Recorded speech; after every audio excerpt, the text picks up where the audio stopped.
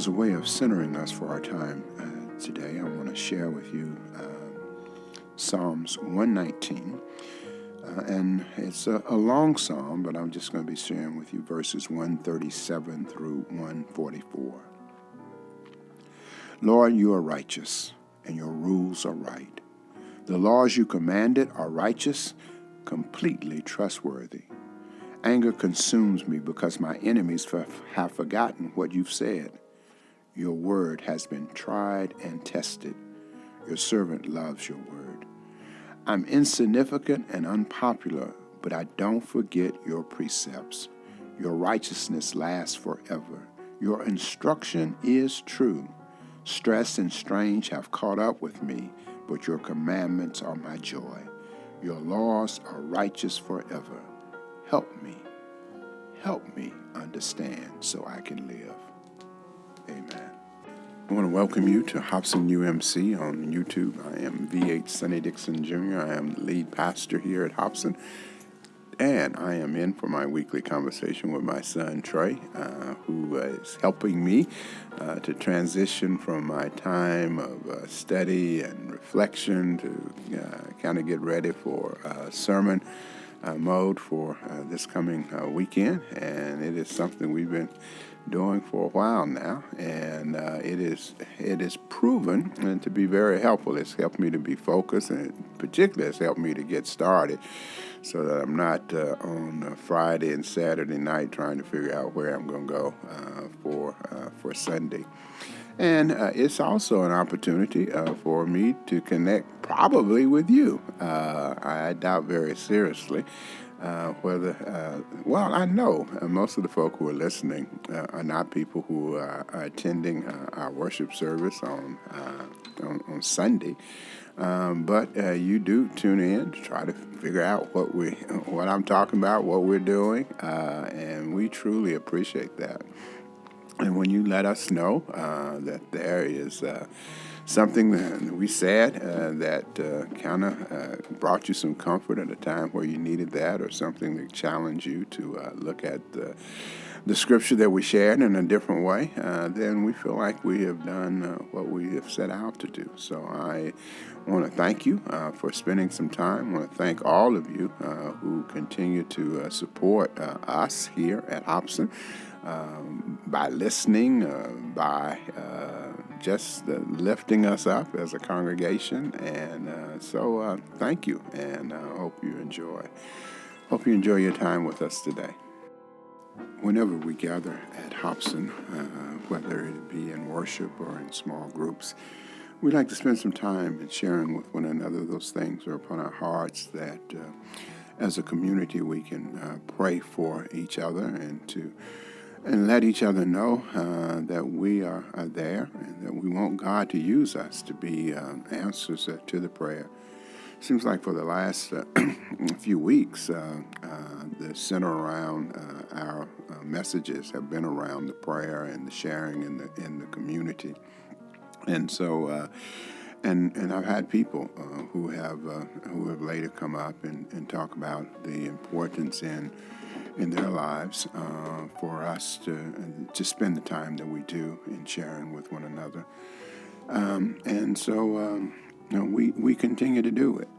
And one of the things that we particularly like to do is sharing in our birthdays, and the birthdays of those of whom are part of the congregation or part of the extended family of Hobson, many of whom may listen to this or check us out on Facebook, or just know that as a community, we one that believe in prayer. And so they'll oftentimes just say, "Yeah, well, be sure you pray for me on my birthday." And so we like to do that.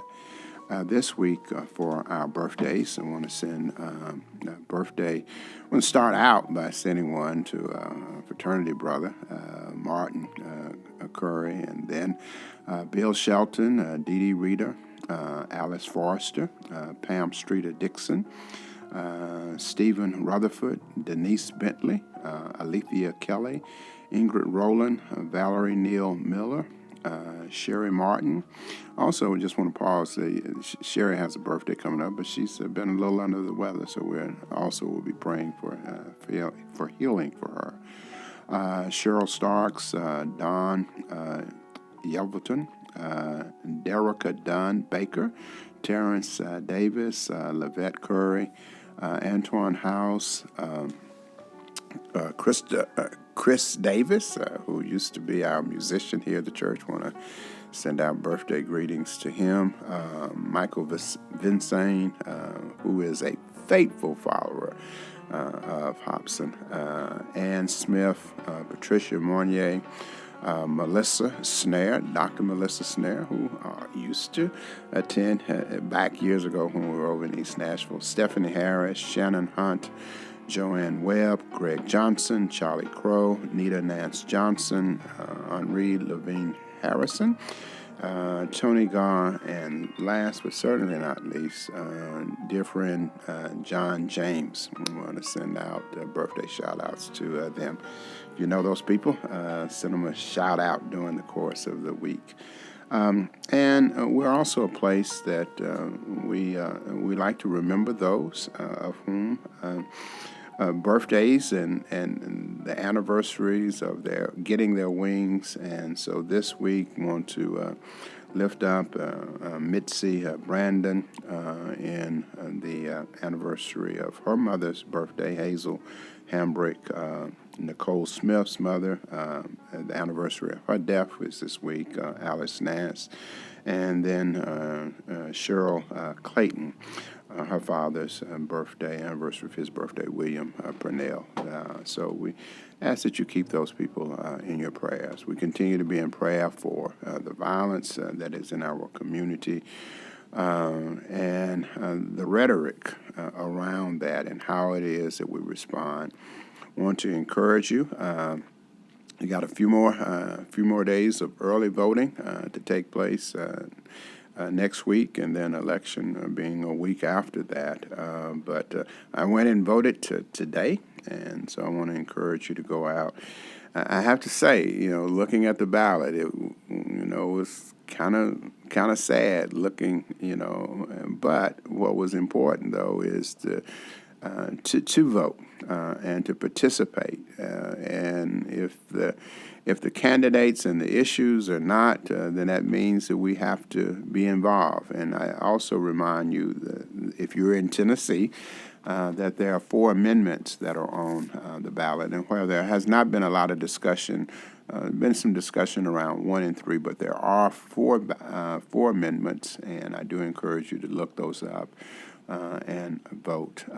In order for your vote on the amendments to register, you have to vote in the governor's race. There are, I think, 7 or 8 candidates that are running for governor. Even if you don't want to vote for any of those, write one in, because if you do not vote in the governor's race, then your vote will not count, regardless of which way you vote on the amendments. So keep those in prayer.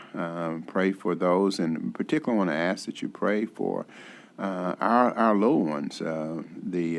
Seeing the news around the increased number of our children who are having the RSV virus, the respiratory virus that is affecting them, and looking at some of our children hospitals are at like 72% capacity.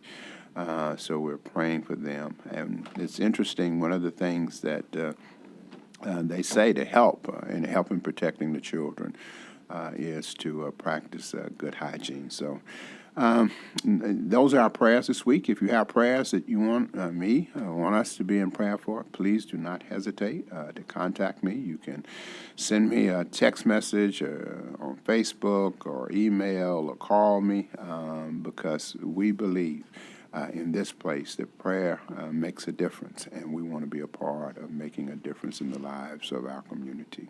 Amen. Our scripture reading for tonight comes from, once again, from Luke's Gospel, the 19th chapter, and I'll be reading the first 10 verses of that, and I'll be using the Common English Bible translation.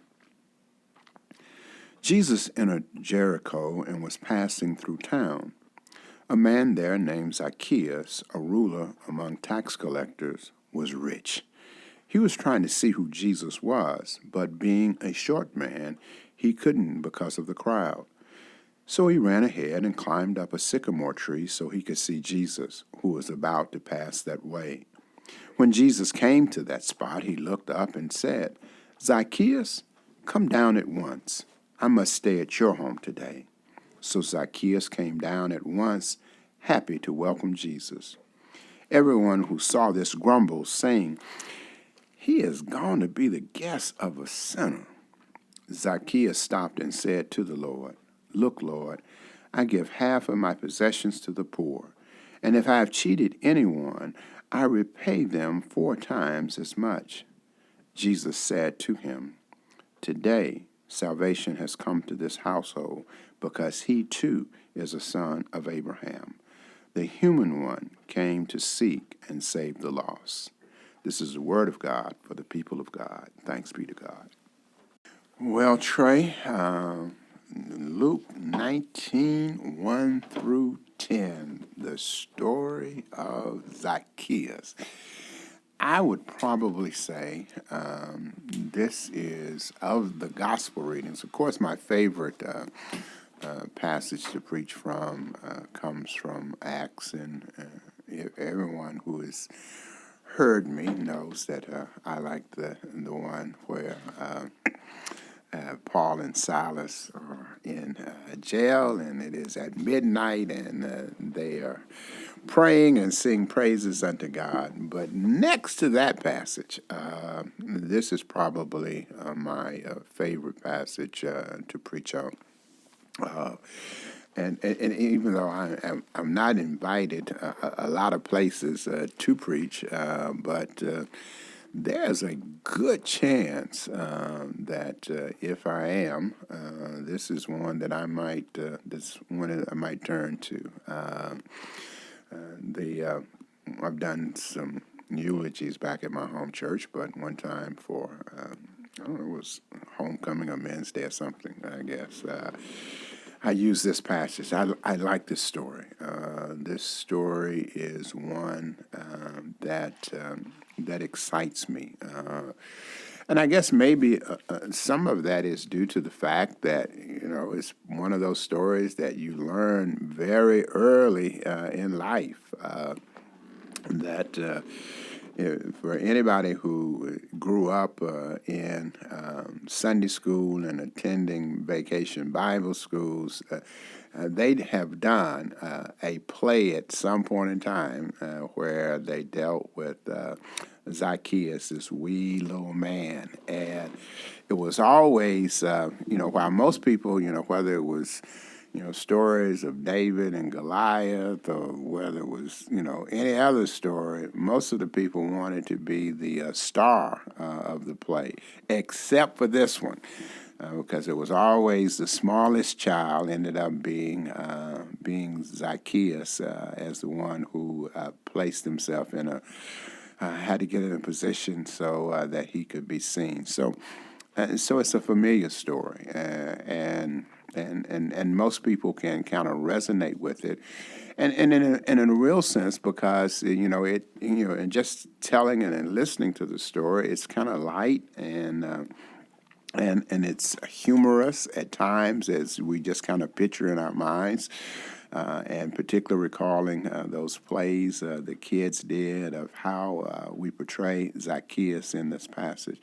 So it's one that invites people in, and people don't look at it from the standpoint that it might be something particular heavy, but something that they can say, well, boy, I really enjoyed that story. I really enjoyed your version of hearing you talk about Zacchaeus.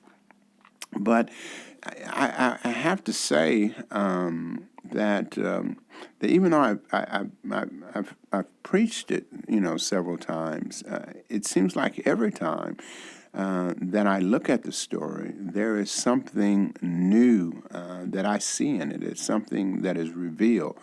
because while it's a light, it's a simple, and everybody thinks they know the story. For me, each time in reading it, there is new insight. There are new questions that come to me from this passage. As I say, there have been times that I have looked at this passage, and one of the ways we always look at it is the height, because everybody knows and everybody starts singing the song, about Zacchaeus, the wee little man, and you're trying to see. But there have been times that I have read it and I'm not, don't know whether it's not in the phrasing of it, and because of how passages are translated and how words that are used can have in different meanings, and because they don't have punctuation marks, if you put punctuation marks at a certain place, So when it says, and I remember, I say when I preached it one time at Gordon, I challenged them, do we know really that Zacchaeus was a short man? Maybe. And he says that he was trying to see Jesus. He was in a crowd and he could not see Jesus because he was short. Maybe it wasn't because Zacchaeus was short, but because Jesus was short.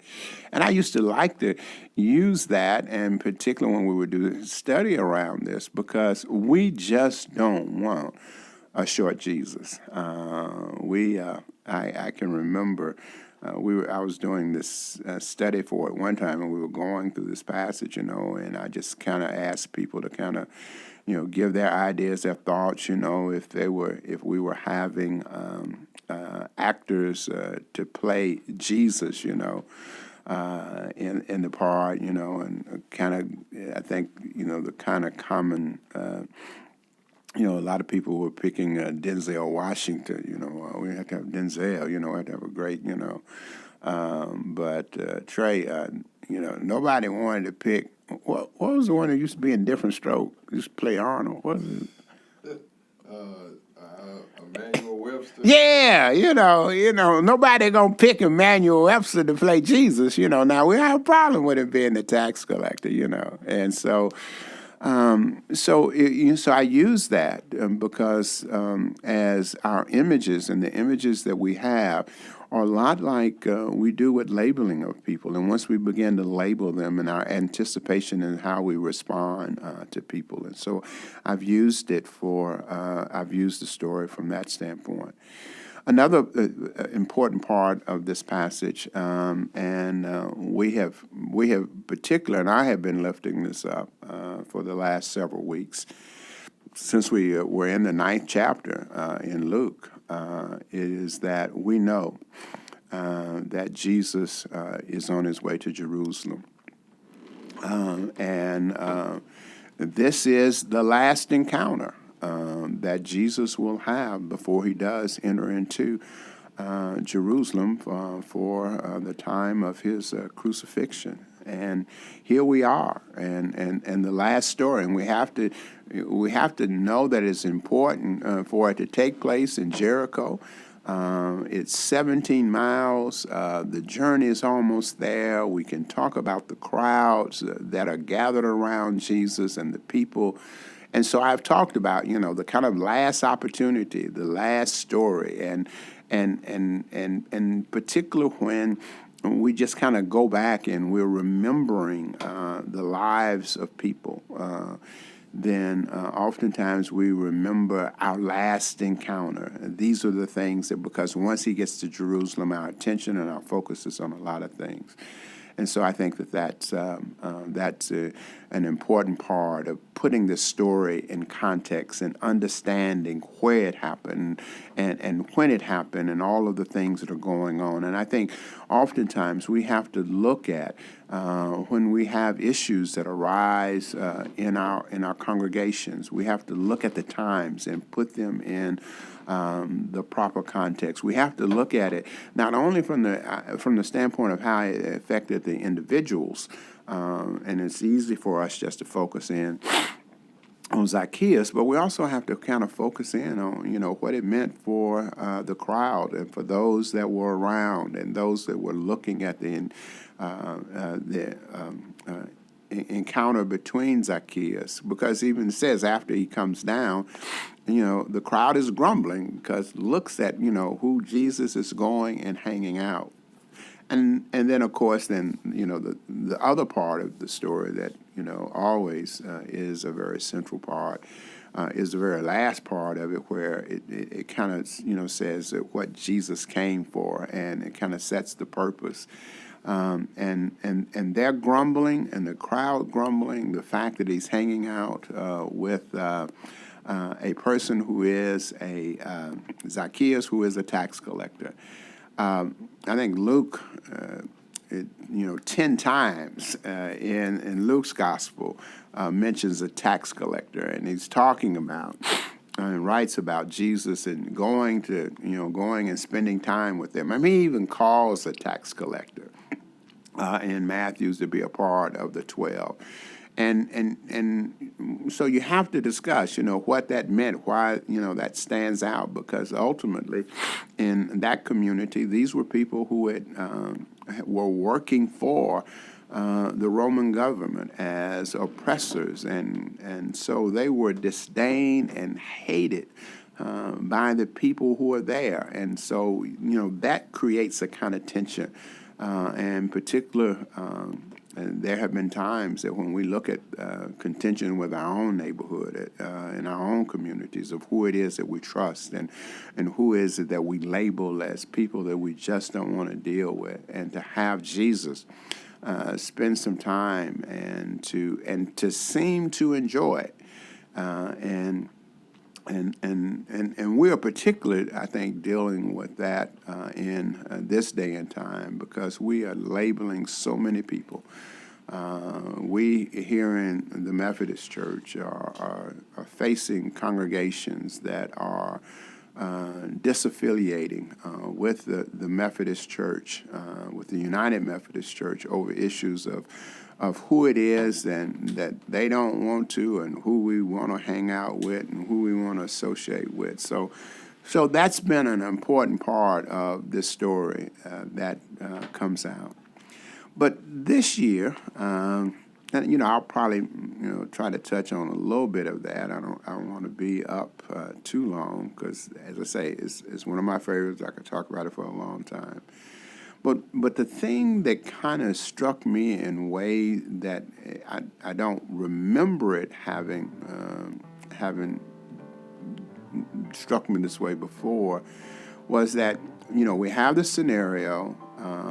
We know that Jesus and this crowd they're moving through, they're going through Jericho. In the verses before, he has, dealt with a blind man on the side of the road, and now he is moving out. And and Zacchaeus, we know that Zacchaeus has run, whether it was because he was short or because Jesus was short, whatever the reason, he has run, and he has, kind of gotten in front of the crowd so that he could be able to see Jesus. That in itself is just is remarkable, because here's a person who has great wealth and has power within the community. He may have been disdained, but he still had a certain power in the community, and it's just kind of hard imagining that he's trying to go and hide and sneak and position himself to see Jesus. But he goes. But what gets me is that when Jesus sees him in the tree, Jesus says, Zacchaeus. He calls him by name and invites him to come down. And not only does he invite him to come down, he tells him, today I'm coming to your house. Now, a lot of people want to say that this is kind of a chance encounter, that, there were no indications that he knew who Zacchaeus was, and no indication he turned to anybody in the crowd, and they said that. But what got me is that he knew who he was, and that maybe. And so Yeah, that my maybe is, I will give one of my sermons that I often give is I call them sermons. I can't prove that I'm right sermon, but you can't prove that I'm wrong. Because I'm going to go back to our previous chapter. In fact, I'm going to go back to our sermon from last week because we have in that the people are grumbling. They're having a problem of whom Jesus is kind of hanging out with. And Jesus tells them a story about two people of whom come to the synagogue and come for prayer. In that story, we know that there was a Pharisee, a person of influence within the church that came and offered prayer, a person who thought that he was righteous. And he offers a prayer that ultimately, Jesus doesn't think a whole lot about. But there is another man who is off, and he is praying. And he is praying and offers up a prayer of just saying, Lord, have mercy on me. Lord, have mercy on me. I'm a sinner. I need your mercy in that. And so I want to suggest that while Jesus was looking at those two people and he looked at the man who was offering up the prayer, that he probably turned to somebody that he was there with and says, who is that man that's over there praying, that man who is praying for mercy? And somebody said, Jesus, you don't want to deal with him because that man, he's a tax collector. In fact, he's kind of well known around this part because he's a chief tax collector. I mean, he's a big boss. He got big bucks. He got a whole lot of folk working for him. He got a whole lot of folk mad at him, a whole lot of widows, a whole lot of poor folk, a whole lot of folk are mad at him because he is taking advantage. In fact, nobody deals with Zacchaeus. So I want to make the argument on Sunday that he's in the region and that he has seen Zacchaeus and he has heard Zacchaeus' prayer. And now he is on his way. He's getting ready to leave Jericho. And as he's getting ready to leave Jericho, he's walking on the road and he looks up in the tree. And who is it that he sees? He sees the man that he has heard about, that he asked about. He has seen the man who he had heard his prayer, Lord, have mercy on me. He's looked up in the tree. And he calls Zacchaeus by name. He is calling Zacchaeus to let Zacchaeus know, I heard your prayer, and I'm coming to answer your prayer. The thing I think that is important for us, and I hope that we will carry away from it, and I'll expand a little bit on it on Sunday, is that many times that we offer up our prayers and we are wondering whether or not our prayers are being heard. But I think God has to wait sometime for us to put ourselves in the position for God to be able to answer the prayer. I think it's, I can't prove that this actually happened, but the mere fact that when you know Zacchaeus, that Zacchaeus' name stands for righteousness. And when Jesus is explaining the story, he says that one man, the tax collector of whom he did not call by name in that story, is the one who left home and left righteous. And I don't think it's by any accident that then Luke lets us know that the man whose name stands for righteousness is the one that Jesus calls down from the tree. I hope that on Sunday, and I hope that the message will be one of such that for all of us, that it's one thing for ourselves, for us to offer up those prayers, all of us knowing that we need mercy in our lives. But are we going to put ourselves in the position so that God can call us down from those trees, call us down from those places of where we think we are hiding, but in reality, we're putting ourselves in the position to be seen and to be invited into. It says that Jesus, after saying to him, says to the crowd that I came, not what you think I came for, but I came for salvation so that those who were lost, those sinners, might have salvation come into their lives. We think that it was just an accidental meeting with Zacchaeus, but I think it was an intentional, and I hope and I pray that all of us have those intentional encounters and we put ourselves in the position to where we can hear Jesus say to us, come down. Amen. Well, Mr. Dixon, how things going with you? Oh, things are going pretty good with me, man. No complaints over here. How are you doing? I'm hanging out. I trying to get adjusted. We had a few cold days in there and going up, and I thought today was going to be a little warmer, but it ended up being a little colder than I thought, but it seemed to have gotten a little better near the end of the day. So I just kind of wish you would get it one place or the other, you know. So. Yeah.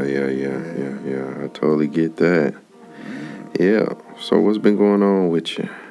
Nothing much. I as I said earlier, I went to vote today, and I must admit that I think that is a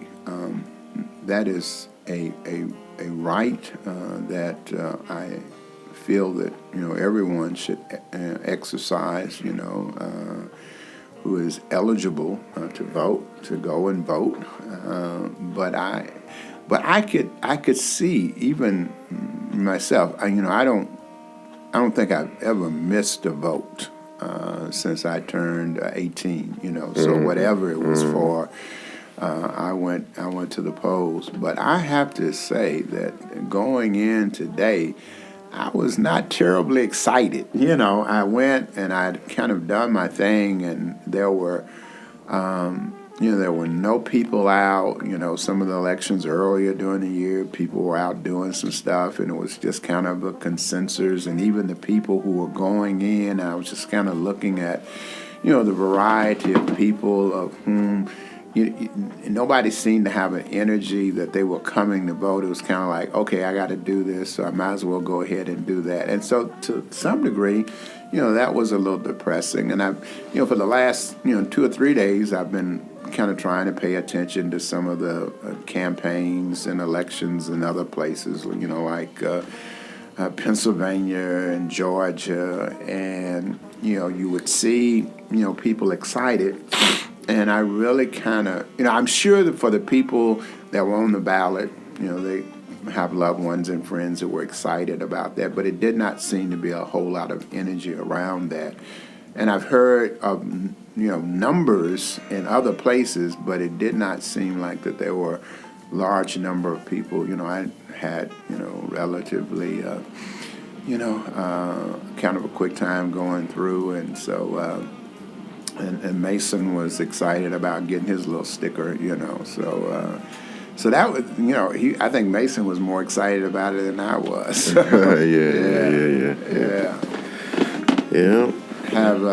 Have you voted yet? I have not. But you kind of wait till near the Yeah, you get time off to go vote. So I go on voting day. Typically. Yeah. I mean, it's just that early voting, I feel like there is so much room for, and this is, me being skeptical, there's so much room for error in that.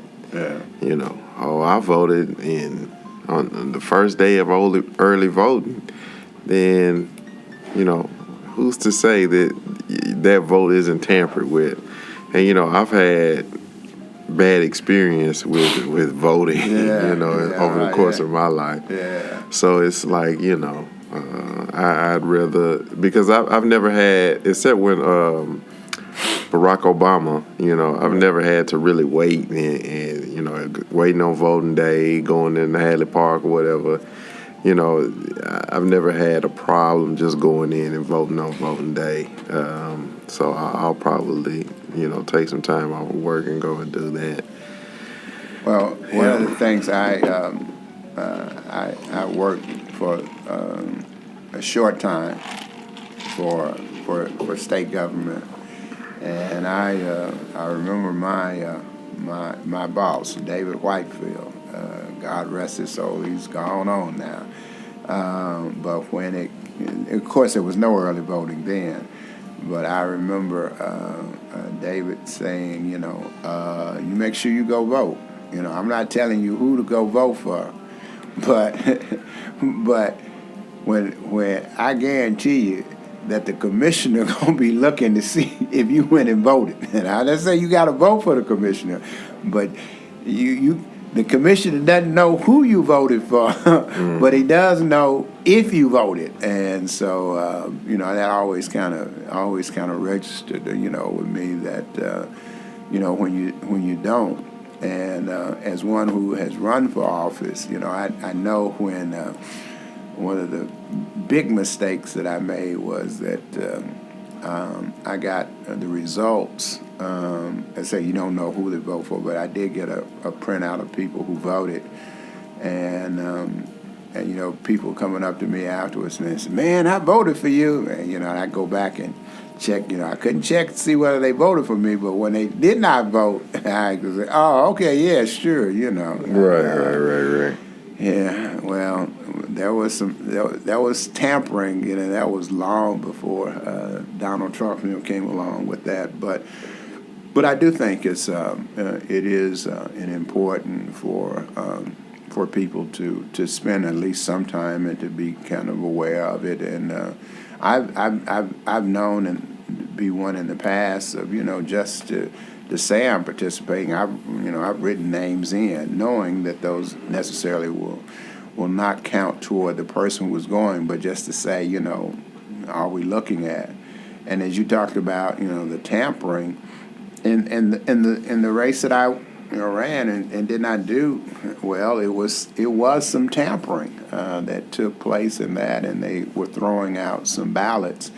And I always believed that was an inside job. People, said, well, you need to challenge your guy. I said, look, if they've done it from the inside, then they're going to cover up, what they did, And, well, it might not have been targeted, toward my race. Because, in fact, I would have won my race for the ballots that they threw out. And they didn't throw them out as related to my race, but they threw them out because of another race, and when they threw them out for that race, then they had to throw all of the votes out. So it was, but that's the season, and it's going to be interesting to see in a couple of weeks whether or not powers are changing and whether or not who's going to be in control at various places. And it's also interesting just to hear some of the issues of where people are resonating with.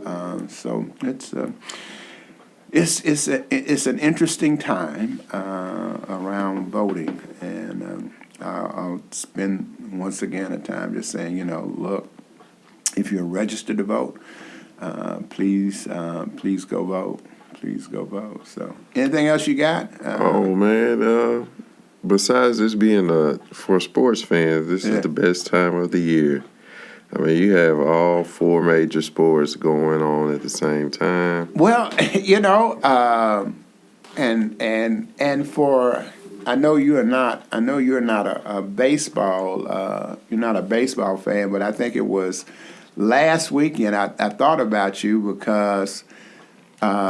Your Eagles, they were not playing that weekend, but the other three Philadelphia teams were playing, but they're all still playing this time of year because the Phillies are playing. Whatever the hockey team was playing, the 76ers, and so this is It's only happens for about 2 weeks. That you have that possibility. No, I watch baseball some in October. I might catch a baseball game when it's on. Nothing else is on during the summertime. Just to have something on. But I don't typically keep up with it like that.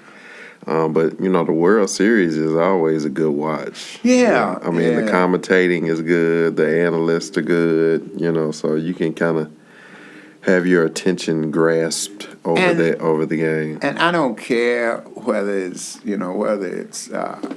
baseball, hockey, basketball.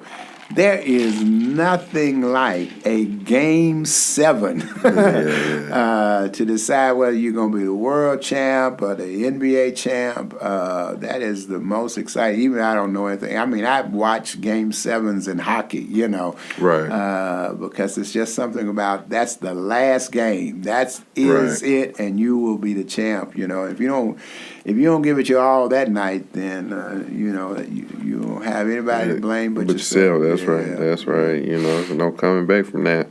Well, I guess I probably will pull for the Phillies. I know. As I say, I don't know much about it. I know Houston has been there. People accuse them of cheating, but they have put out the Yankees, and I think it's also interesting that the teams that won 100 games and had the highest payroll, the Dodgers, the Yankees, and the Braves, are all at home, and now we've got Philly and Houston there. So, well, yeah, I mean, in baseball, is a sport where they don't have the traditional salary caps and all of those things that are associated with basketball or football. So. They could potentially buy themselves a championship, and to see that, maybe I don't have the money that the Yankees do. Right. Maybe I don't have the money that, some of these the Red Sox or whatever, that we can still put a team together and make, a team that can go to the postseason and really make a splash in that.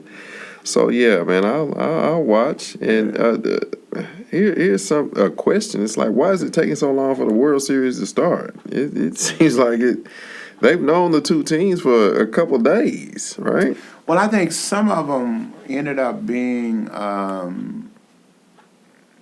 did not go quite as long as they thought. But it's television. I mean, Oh yeah. You gotta set it up. You gotta make sure that you're got the right time slots. So they're gonna be on Friday. I mean, tomorrow night. You got Thursday night football. You didn't want to start out on certain nights. Basketball was starting. So to make sure that you probably gave everybody enough time to get their equipment and everybody in place. They just went on and scheduled it so we knew, regardless of. Because nobody really anticipated that the Yankees were going to be swept in 4 games. Right. Because I talked to a person who was a Yankee fan, and they were expecting that tonight, this Wednesday night, was going to probably be the Game 7, for them to be able to go. So when you get swept, you go home early, and so everybody, they at least have an opportunity to rest. So the long rest. And now everybody started trying to figure out how much is Aaron Judge gonna get next year. So, well, I was watching something today, kind of waiting on you, and they were saying, because he hit 61 home runs or whatever, that doesn't necessarily mean that he's going to have a repeat performance next year, or because they was talking about, I guess, this Roger Maris, who hit 60 with the Yankees before, and said that the next year he hit 40, and then after that he was gone from the Yankees. So, it's a lot to be said in professional sports when you do something amazing like that. But that doesn't always translate to wins. And they were saying that his postseason, and I mean, in the Yeah. playoffs, I mean, he's terrible. Right. He doesn't deliver in the postseason. So when you think about it like that, and being able to say, all right, well, I want $250 million over the next 5-6 years. Well, you know what? We can get some more for that money. That we might not get 60 home runs. We might get 40 home runs out of 2 people and some more defenders, or maybe another starting pitcher or some relievers that we need in order to kind of push it forward. So, we'll see. But as you say, when you are the Yankees and you are the Dodgers, some of these people just want to have the highest price, players, and say, hey, even though we might not be, but at some point, and you can look at it in football. I mean, you had a couple of quarterbacks that got some big bucks this past year and not doing well. I look at Russell Wilson and Kyler what's his? Kyler Murray. Kyler Murray, right? And then and paid all that money to Rodgers, and they kind of having some shaky. And so it's interesting. It's interesting. Sure. I wish I were in that position. So yeah. I want to thank you for spending some time with us, and particularly as we ended up our conversation talking about sports, but it really does, I think, is an indication for all of us, and it's probably one of my prayers for all of us when we're looking at the division and the stuff that's just going on in the world, and so many people who are just dealing with some rough issues in their lives and some challenges that we need those kind of escapes where we can just kind of go. And so that's a part of our coming together as a community, and to be able to see and to share smiles, and to know that we're there together, and that we're not having to go through these challenging times alone. Can't think of the number of times that probably Zacchaeus wondered, who he could turn to. Clearly, the story lets us know he wanted a change in his life. But he probably did not have that community that he can turn to. That's what we're trying to create here at Hobson, and invite you to keep connected with us, and if there are ways that we can show that we are in this and we're connected and we care about you, please put yourself in the position, and I guarantee you we'll be on the lookout so that we can invite you and to say, come down, because the ultimate thing is for us to be in community, and in community we'll get through this. So thank you for spending some time with us.